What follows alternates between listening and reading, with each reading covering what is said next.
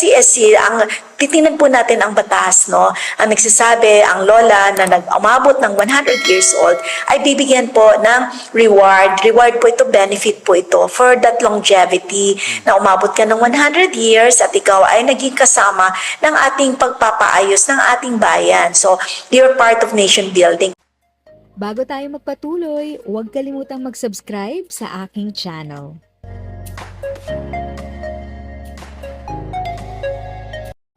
Thank you sa pag-click ng aking video. Good day po sa lahat ng mga nanonood. Sa mga bagong viewers at napadaan lang, by the way, I'm Tita Eda. Welcome to my channel. Ang channel na maghahatid sa iyo ng dagdag kaalaman tungkol sa government services, bagong mga balita at informative videos na galing sa legit na resources. Mag-subscribe na para updated ka. Yung bang mga OSCA ay under sa inyong opisina? Yung mga regional? Napakaganda ng katanungan mo Opo. na yan, ano? Hindi po. Ang OSCA po, ang Office of Senior Citizens Affairs, sa ngayon ay under po ng local government unit. Okay. So, hindi po sila under sa NCSC. But you don't have any sanction para i-check kung ano nangyayari sa local government? The local government units by structure is under the Department of Interior Local Government. So ang NCSC being a national agency, we work very closely with the other national agencies at kung may mga problema, kagaya nung naririnig ko kanina na mga problema tungkol sa mga katanungan sa ating mga narinig niyo pala, ma'am. Pasensya na. Rinig na rinig, no? At ramdam na ramdam ko po yun. Opo. Kasi nga naman, gusto natin na padaliin as much as possible, hassle-free at napakaganda nung ugnayan ng ating mga nakatatanda sa OSCA, papunta sa LG, papunta sa national. So, yan po, under po ng DILG, ang local government units. Ang ating mga OSCA ay hinihirang po sila under the local government units. Subalit, tayo sa komisyon, we work very closely with them. So, kung may mga ganyan na mga katanungan o mga problema, pag yan ay naidulog sa atin, tayo ay nagko-connect sa ating DILG at sa LGU. At maganda naman yung ating samahan sa mga OSCA. Kaya pwede naman natin silang bigyan ng guidance pagdating sa mga ganyang bagay. So is it possible pala, ma'am? Kasi through DILG, you can ask kung may problema yung ating mga seniors. Yes, that's correct. So kung meron, diretso po ang reklamo sa amin tanggapan, no? Okay, sa OSCA. Pagdating po sa amin, titingnan natin, pag-aaralan, ano kaya naging problema? Is there a breach in the protocol? Is there a problem in the process? Meron kayang hindi nagkakaunawaan o nagkakaintindihan paano ipatupad yung ating mga benepisyo? Then we connect with that particular OSCA and the LGU. Yeah. And by that, Doc, tama po. Yung si Lola kasi kanina na ating pong na-interview, prior interview po, ma'am, ay bali siya po ay nagdiwang ng 100 years, no? Tingnan ko lang yung specific po na na kanyang mensahe. Ito, teka, tingnan ko lang po. Kasi isa po yun sa pinaka-pinag-uusapan ngayon, sinasabi na November 13, 1924. Si Felisa de la Cruz Paracad nagdiwang po ng 100 years. Okay naman po, no? Pinuntahan siya ng OSCA, Angono, pinuntahan siya, binigyan po siya ng certificate at binigyan lang po ng 10,000, no? So 100 tapos 10,000. Anyway, ganun po nangyari. Tapos ang kulang daw ang kanyang ang kulang, ibig sabihin, nakapag-deliver po siya ng kanyang mga dokumento except for a passport na nag-expire. So wala pa naman pong luggage si Lola, wala siyang planong bumiyahe, pero nag-expire po yung passport. At bakit yun lang naging hadlang, no, para makuha niya yung 100,000? At yung 100,000 po ba, ma'am, tanong lang huli, yung 100,000 po ba galing saan? Sino magbibigay po na opisina? Opo. Sige, hihimay-himayin natin yan, yung mga katanungan. Una sa lahat, ang atin pong mga centenarians or 100 years old, dati-dati po, nung nakalipas na taon, ay ang DSWD po ang namahala niyan. Subalit, pagpasok po ng January 1 ng 2025, inilagak po ang pondo niyan sa NCSC. So, kung si Lola ay nagdiwang po nung November of last last year, heto po ay dapat ibinigay ng DSWD, ibinaba niya doon sa LGU or sa OSCA. So yan po yung kanyang yan po yung una. Pangalawa po, sa NCSC, ang titingnan po natin ang batas, no? Ang nagsasabi, ang lola na nag-umabot ng 100 years old ay bibigyan po ng reward. Reward po ito, benefit po ito for that longevity na umabot ka ng 100 years at ikaw ay naging kasama ng ating pagpapaayos ng ating bayan. So, you're part of nation building. Kaya that's a reward. Opo. So, yan po ay dapat ibinibigay ng buo. Hindi po pwede na 10,000 muna and then yung balanse ay pagka nakumpleto yung requirements. Kasi pag binigay po yan, binibigay po yan ng buo. Pangalawa, yan po ay pondo galing po sa national government. Subalit, meron tayong mga local government units na lalo na kung may kakayahan, nagbibigay din sila ng counterpart. So meron mga areas dito sa Pilipinas na habang nagbibigay ang national government ng 100,000, ang LGU magbibigay din ng 100,000. So yan po yung nakasagot po doon sa inyong mga katanungan. Ngayon, doon sa expired na kanyang pasaporte.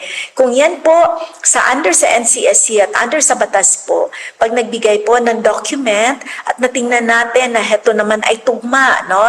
Na proof of life, na ibig sabihin 100 years old talaga siya kasi yan yung tandaan po natin may dalawang primary IDs na talagang hindi na kailangan ng supporting document.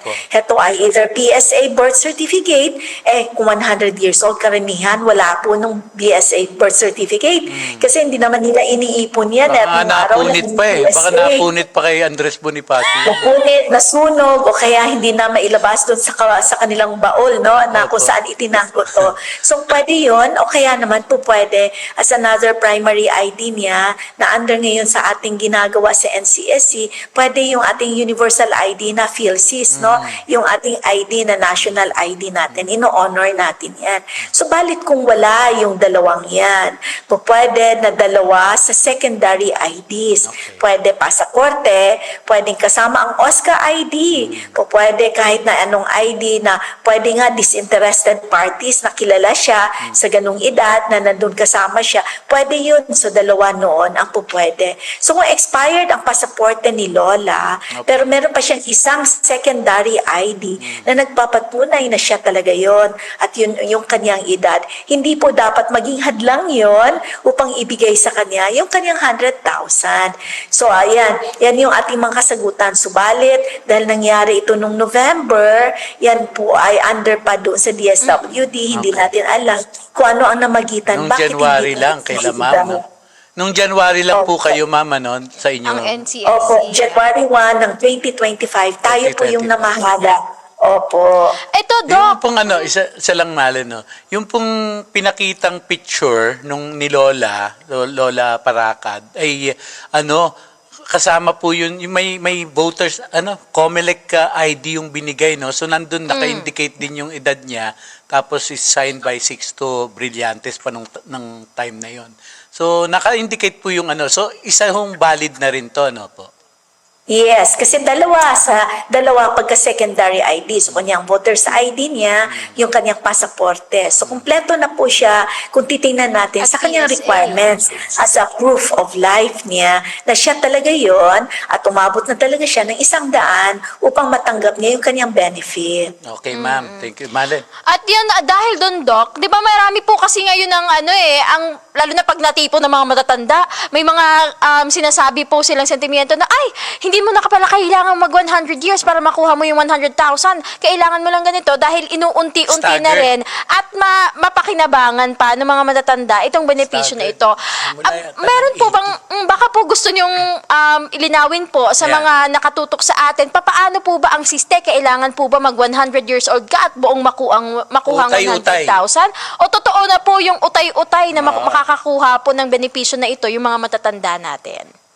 Hindi po totoo yun. Kaya nga po, yung expanded centenarian kung saan pinalawig yung batas, nakasaad doon, pag umabot ikaw ng 80, 85, 90 at 95, ikaw ay tatanggap ng reward or benefit na 10,000 one time, no? So kung ikaw ay 80 ngayon, heto, ang batas ay naging batas siya nung March 17, 2024. So kung ikaw po ay umabot doon sa tinatawag nating expanded, no, na 80, 85, 90 at 95 ng March 17, 2024, ikaw po ay pwedeng tumanggap nito. Subalit, sa kadahilanan na ang budget na inilagak sa atin ng DBM will cover January 1, 2025 up to December 31, 2025.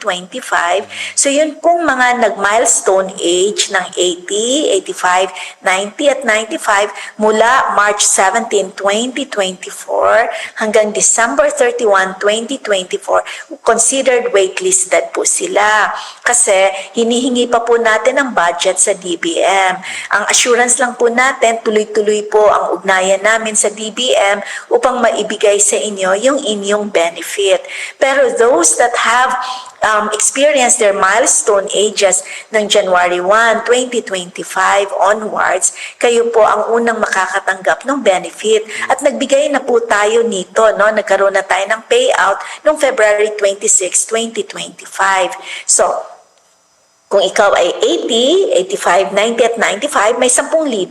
Pag umabot ka pa ng 100 years old, kahit na ikaw ay tumanggap na ng 80, ng 85, ng 90, 95, every 5 years, ay tatanggapin mo ng buo yung 100,000 pesos. Yun, malinaw. Oo. Crystal clear. Oo, Ayan di na. ba? Diba? May ano na sila. Yung expanded po ng sa senior citizens, particularly Ma'am Mary, yung pagkakaroon ng senior citizen ID na binibigay po ng mga LGUs. So, sabi dito, baka daw tumaas yung sugar ng mga namimili sa grocery kasi puro tinapay lang daw po yung may discount. Alam mo, nakakatuwa nga yan eh. Oo. Kasi kung titignan mo, ako, senior din naman ako. So kung pupunta ako at bibili ako ng tinapay, 5% lang ang discount na binibigay po ng bake shop. Kasi nasa listahan po natin kung ano yung merong 20% plus 12%. So simulan natin. Ang mga gamot po at saka mga supplements natin, no, nakakailanganin na may reseta, prescription. 20% po talaga yon plus 12% yung sa VAT. Kung kakain po tayo sa restaurant o kaya naman sasakay tayo ng eroplano o ng bus, 20% po yung discount. Pero yung mga tinapay at iba pa, no, na hindi kasama dun sa ating mahabang listahan na kung saan ang 20% applicable ay nagiging 5% lang po yun. Subalit, meron pong mga ngayon, no, meron tayong mga isinusulong na maging pangkalahatan siya at pangkalawakan yung 20% discount. Hihintayin po natin na ito ay maging batas upang ma-revisit at ma-approve ito sa Kongreso at sa Senado. Marami yung reklamo, DJ Malen, no? Katulad po ng mga, honest to goodness, nagbibigay po yung mga restaurants, no, ng discount, lalo na po sa mga dine-in, no, sa mga kumakain na senior natin. So, yung iba po, medyo maaray na kung 5 yung naglabas ng senior ID, gaano po ba ang discount nun? Parang wala na halos silang babayaran, negative pa. Mga ganun. So, ang computation po nun, alam na po ng mga restaurants yun, ano po? Alam mo, napakaganda ng tanong mo na yan. Kagabi nakatanggap ako ng private message sa aking mga kaibigan na senior na 3 nga sila kumain sa isang pribadong restaurant at ang kinompute ay 1 lang daw. Ang sabi ko, pinadala ko sa kanila yung computation. Pwede natin yan i-share sa inyo mamaya. Ipapadala na ating IMICP sa inyo. Paano nga ba talaga kinocompute yung discount natin? So, base yan, hindi po pwedeng isang tao lang ang kukomputan mo.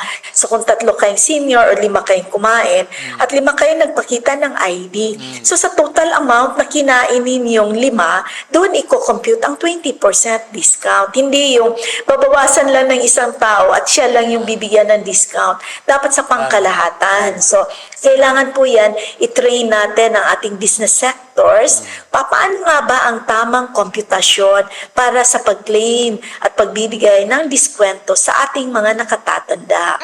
Last question po. Ay, last question ba tayo? And by that kasi, napapasarap yung usapan. Malin ikaw. Unfortunately, medyo kulang po ang oras natin, pero napakarami pong hinaing ng mga senior citizens natin. Papaano po sila mas magiging convenient ang kanilang paglapit, ang pagdulong sa mga issue na ito sa pamunuan po ng NCSC para po mas maramdaman naman nila na hindi sila nakakalimutan ng lipunan at talagang may mag-guide sa kanila ng maayos na proseso kung paano nila di ba mapapakinabangan itong benepisyong Benepisyo nila. binibigay po sa kanila. Go ahead po, Doc. Ay, napakaganda po niya, no? Una sa lahat, tayo po ay nakikipag-ugnayan sa lahat ng ahensya ng gobyerno, being a National Commission of Senior Citizens. So, kunyari po, hindi masagot yung kanilang katanungan sa kanilang lokal na level sa LGU or ng OSCA, pwede po yan sila dumiretsong tumawag o kaya sumulat. Meron po tayong mga regional offices all over the country. Pwede po sila doon dumiretso o kaya naman pwede idiretso din nila dito sa atin sa central office. At sigurado po, ina-assure namin ng ating mga nakatatanda na tayo ay nakasubaybay kung ano pong may mga katanungan sila at tutulungan po natin silang ma-address yung kanilang mga hinanaing tungkol po sa kanilang benefits, kanilang rights, o kaya naman kung ano-anong mga katanungan related to their needs, no, as a senior citizen. Isa pang pong bagay dun sa senior citizen card, Doc Mary, yung pong may senior citizen ID ka, tapos pagpunta mo sa grocery, kailangan daw ng booklet, no? May una, ganon. Pangalawa po, sa mga butika, kapag present yung senior citizen card, kung maintenance medicine yung binibili ng tao, kailangan laging may reseta. So, ibig sabihin po, kapag maintenance medicine, di po ba pang matagalan yun? Bakit all the time, pag bibili ka, kailangan ng reseta? Sige, unahin natin yung purchase booklet Yes, sa ma'am. grocery. Yes, ma'am. Go ahead. Sa ngayon, hindi pa tinatanggal ang pagpipresentar ng purchase booklet sa mga groceries. Kasi applicable pa din yung sinatawag nating 125 a week na iyong benefit doon, no, na pwede mong i-claim. Get 500 pesos a month yan. So I'm looking also forward na ito ating isinusulong din sa ating mga mambabatas na baka pati yung purchase booklet matanggal na rin, no? Okay. So yan, hindi pa. We're acting on it. Pangalawa, on the matter of the medicines, totoo po yan. Kailangan pong ipakita ang prescription kasi kahit na sabihin na natin yung prescription mo for maintenance meds, usually naman good for 6 months yan at 1 year bago ikaw bumalik sa iyong doktor, di ba? So mahalaga din yun na ipakita natin una for monitoring purposes. Alam naman natin, meron din tayong mga kasamahan, no, na napaka-enterprising, no, na bibilhin ng ang dami-dami, hindi naman sa kanila pala yun, no? So kailangan din natin tingnan yan on that aspect. Pangalawa, mahalaga din yung may monitoring in terms of, bumalik ka ba sa doktor mo? Kasi alam ba na ang iyong gamutan, kahit na maintenance meds, ay pwede namang baguhin. Nagbabago. Pwede naman din ang dose. Kasi nga, ang ating katawan, nagre-react din naman dun sa ating mga gamot. Tama. Pwede na siguro bawasan, o kaya naman pwedeng dagdagan pag hindi siya effective, o kaya pwedeng tanggalin kung hindi na siya kailangan. That's the reason kung bakit kailangan ang prescription. Okay.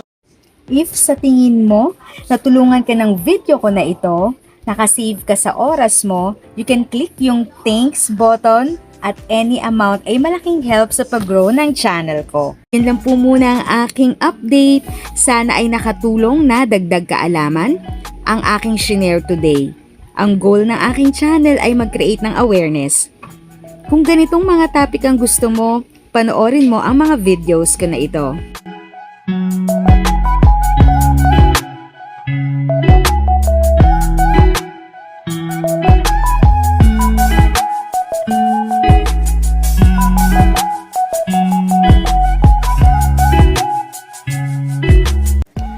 Thanks for watching! Kung may kapamilya, kaibigan o kakilala sa tingin mo ay magiging interesado sa video, please share or tag sila sa comment section. At syempre, if nagustuhan mo ang video, i-like mo na ito at subscribe ka na din. As always, feel free to write your questions, comments, and opinions respectfully. And continue to be a blessing and stay safe.